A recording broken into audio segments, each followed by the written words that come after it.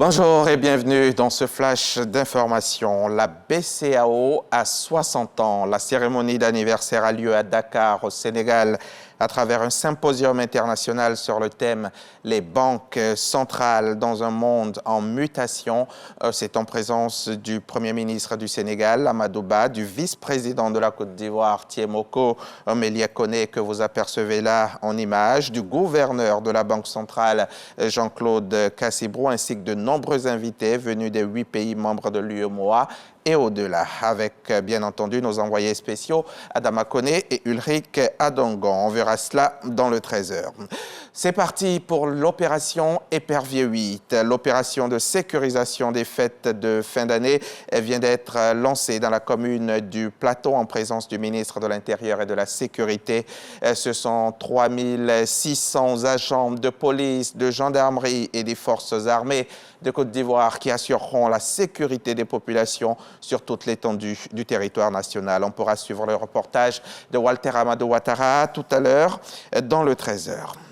16 jours d'activisme contre la violence liée au genre. C'est donc une campagne mondiale réclamant la fin des violences faites aux femmes et aux enfants. Ils ont lieu chaque jour et chaque année et démarrent le 25 novembre pour prendre fin le 10 décembre prochain. À l'occasion, la ministre de la Femme, de la Famille et de l'Enfant a livré le message du gouvernement dans lequel elle exhorte à la mobilisation individuelle et collective. C'était au micro RTI 1 de Patricia Omouetia. Les 16 jours d'activisme pour mettre fin aux violences faites aux femmes sont une campagne internationale annuelle qui commence le 25 novembre de chaque année et se termine le 10 décembre.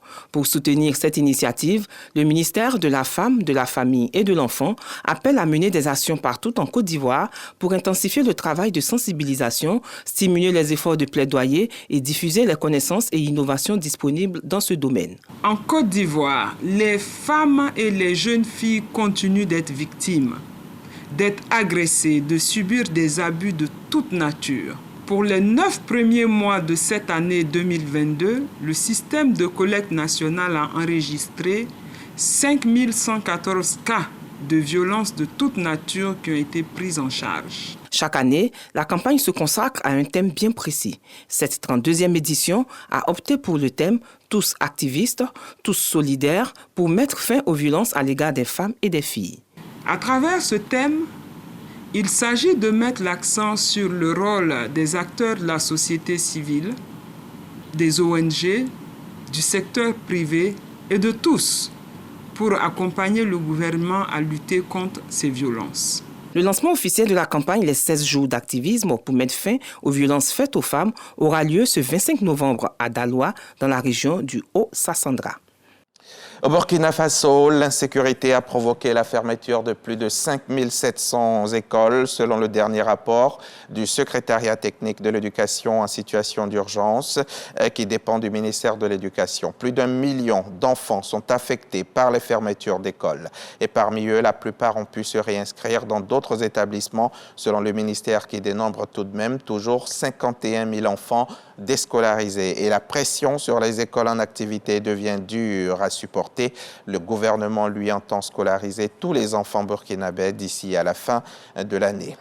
Mercredi 23 novembre à Luanda, le président congolais Félix Tshisekedi et le ministre rwandais des Affaires étrangères Vincent Biruta, reçus par le président angolais et médiateur désigné par l'Union africaine Joao Lourenço, sont parvenus à une feuille de route concernant la situation sécuritaire à l'est de la République démocratique du Congo. Les participants ont proposé notamment la cessation des hostilités et un retrait du M23, des décisions que les rebelles ont rejetées. La société civile du Nord Kivu a maintenu ce jeudi une manifestation à Goma pour exiger notamment une plus grande implication de la communauté internationale.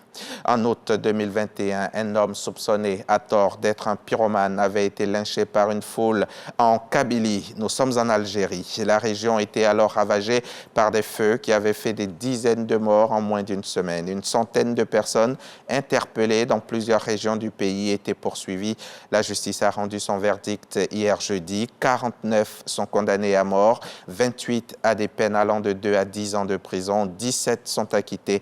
La la peine capitale n'étant plus appliquée depuis près de 30 ans en Algérie, elle devrait être commuée en réclusion à perpétuité. C'est la fin de ce flash. Merci de l'avoir suivi. On se retrouve tout à l'heure à 13h.